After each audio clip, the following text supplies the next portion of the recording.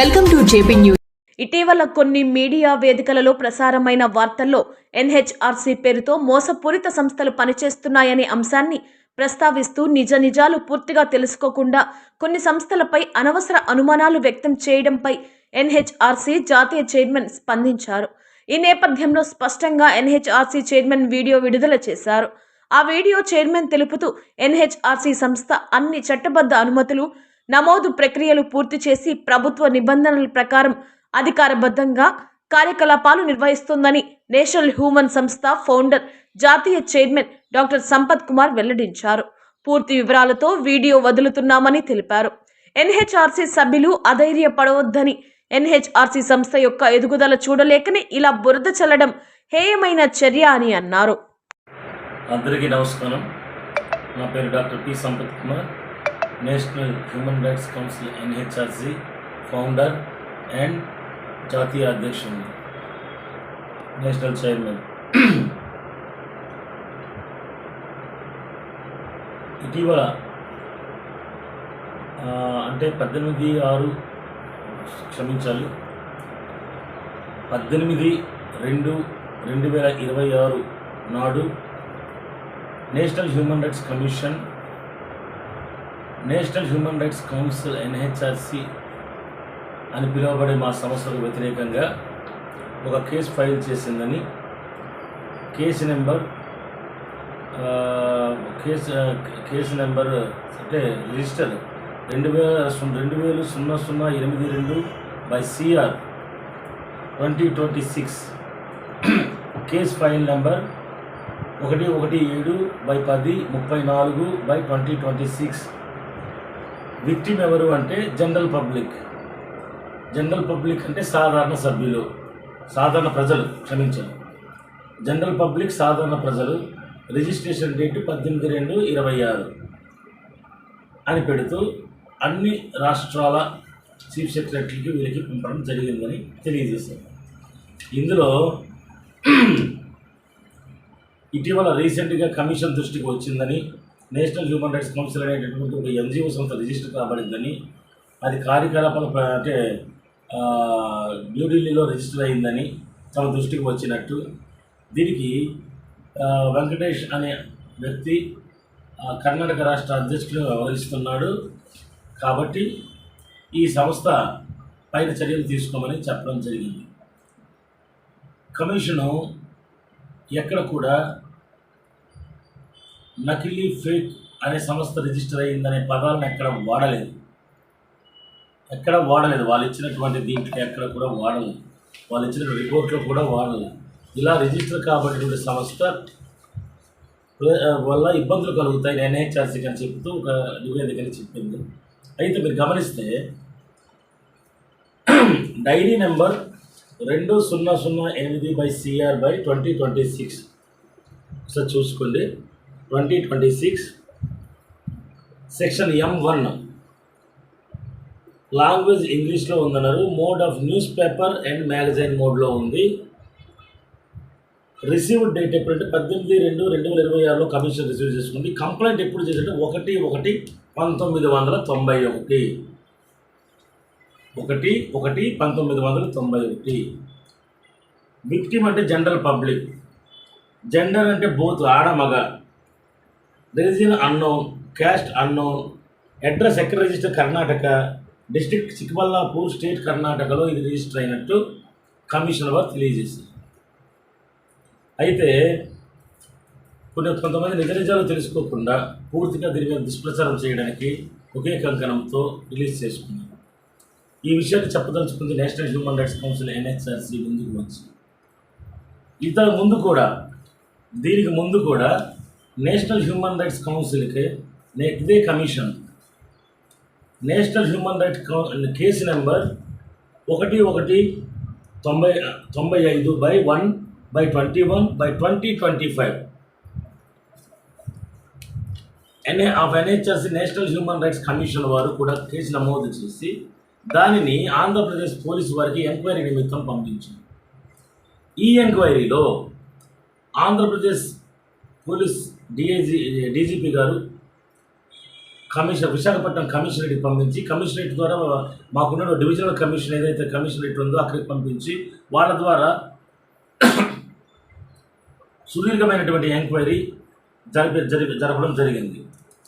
ఈ ఎంక్వైరీలో కమిషన్ వారికి ఆల్రెడీ అప్పుడే ఒక నోటీస్ ఒక స్టేట్మెంట్ పోలీసు వారు ఇవ్వడం జరిగింది. నేషనల్ హ్యూమన్ రైట్స్ కౌన్సిల్ అనే ఒక ఎన్జిఓ సంస్థ అఫీషియల్గా రికగ్నైజ్డ్ కాబడిందని సదరు కమిషన్ వారికి తెలియజేశారు. కమిషన్ వారికి తెలియజేస్తూ వాళ్ళు ఏం చెప్పారంటే, ఇక్కడ ఒకసారి చూడండి, పేజ్ నెంబర్ 3లో కన్క్లూజన్స్ ఇచ్చారు. ఈ కన్క్లూజన్ ఆఫ్ మార్కింగ్లో పోలీసు వారు ఇచ్చినటువంటిది, therefore the organization is having valid documentation. Therefore the organization having valid documentation, including a registered trademark certificate and internal communications supporting its claim lawful operations చేస్తుందని చెప్పబడింది. అలాగే a compression of emblem used by the organization with that of the official National Human Rights Commission NHRC New Delhi revealed no resemblance, hence the allegations are not correct అని ఎంక్వైరీలో చెప్పారు police వారు. అలాగే a surprise, మూడో దాంట్లో ఒకసారి చూసుకోవచ్చు, ఇది కమిషనర్ గారి దగ్గర ఉంటుంది.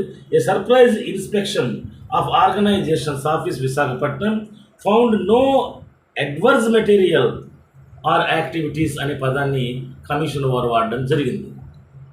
అయితే మరి మన స్టేట్ అంటే పోలీసు వారు వాడడం జరిగింది. అయితే పోలీసు వారు ఇచ్చిన దాంట్లో నేషనల్ హ్యూమన్ రైట్స్ కౌన్సిల్ అనే ఈ సంస్థ ఎటువంటి అనాలోచిత చర్యలకు పాల్పడడం లేదు, చాలా సుదీర్ఘంగా నడుస్తుంది, లాఫుల్ ఇవి చేస్తుంది అంటూ పోలీసు వారి గురికి ఒక సర్టిఫై చేయడం జరిగింది.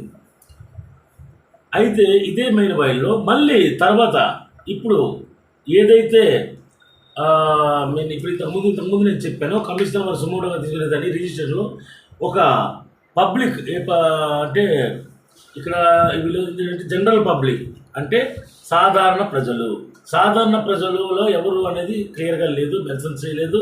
అది అదల్లో ఎవరో ఒకరు ఆకాశరామన్న అంటూ ఒక కంప్లైంట్ ఇవ్వడం జరిగింది.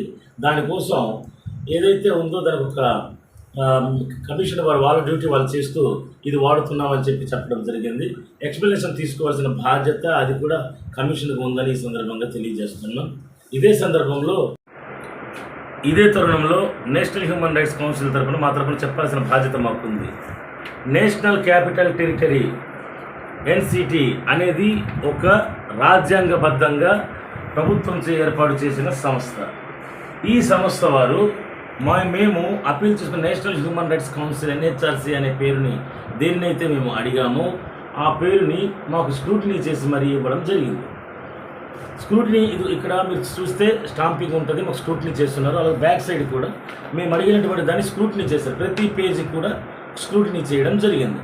ఇక్కడ మేము ఆల్మోస్ట్ గవర్నమెంట్ వారికి తెలియజేస్తాం, మాకు ఈ సంస్థ పేరు ఏదైతే national human rights council NHRC అనే ఈ సంస్థ పేరు మాకు కావాలని మేము అడగడం జరిగింది.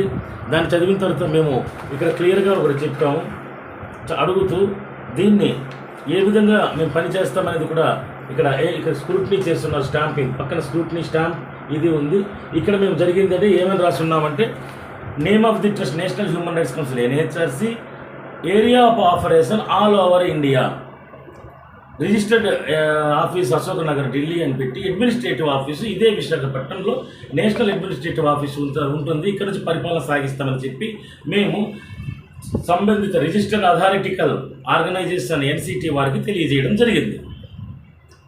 సదరు ఈ చెప్పిన ఆబ్జెక్ట్స్లో కూడా ట్రస్ట్ ఎస్టాబ్లిష్మెంట్ ఉద్దేశాలు కూడా క్లియర్గా చెప్పడం జరిగింది. ట్రస్ట్ తాలూకా ఉద్దేశాలు, trust protect and promote the human rights, మేము ప్రొటెక్ట్ చేసి హ్యూమన్ రైట్స్ మానవ హక్కుల గురించి ప్రమోట్ చేస్తాం, 10 మందికి తెలిసేలా చేస్తాం.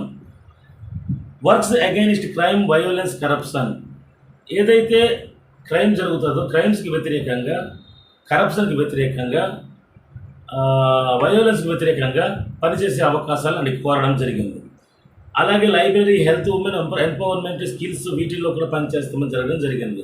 Protect and promote the mother and child right, to promote the constitution and law, give support to the labour and poor, అలాగే కౌన్సిలింగ్ ఫ్యామిలీ ఇష్యూస్లో, సోషల్ జస్టిస్లో వర్క్ చేస్తామని మేము ఇదివరకే ఇంతకుముందే మా ఎయిమ్స్ అండ్ థియరీలో సదరు ఏదైతే అథారిటికల్ రిజిస్ట్రేషన్ ఆథరైజేషన్ ఎన్సిటీ వరకు చెప్పడం జరిగింది. దాన్ని స్ఫూర్తిని చేస్తూ మాకు సదరు ఒక ఇది మా స్టాంపింగ్, మా వేరుముద్రలు తీసుకుంటూ మా తలకు దీన్ని ఇచ్చేసుకుంటూ ఒక సర్టిఫికేట్ని రిలీజ్ చేస్తారు, ఇవ్వడం జరిగింది. సర్టిఫై చేశారు. ఈ సర్టిఫై తర్వాత సంస్థ యొక్క పని విధానాలు, ఏ విధంగా పనిచేస్తాం, ది మినిమం మెంబర్స్ని ఎలా తీసుకుంటామని చెప్పడం జరిగింది. దీంట్లోనే మేము కౌన్సిల్ వరకు రిజిస్టర్డ్ ఎయిడ్పెట్స్ working area all over India అని చెప్పడం జరిగింది. ఇండియా మొత్తం అంటే భారతదేశం మొత్తం అన్ని రాష్ట్రాల్లో కూడా నేషనల్ హ్యూమన్ రైట్స్ కౌన్సిల్ అనేది పనిచేయడానికి సిద్ధంగా ఉంది, పనిచేస్తుంది అని చెప్పడం జరిగింది.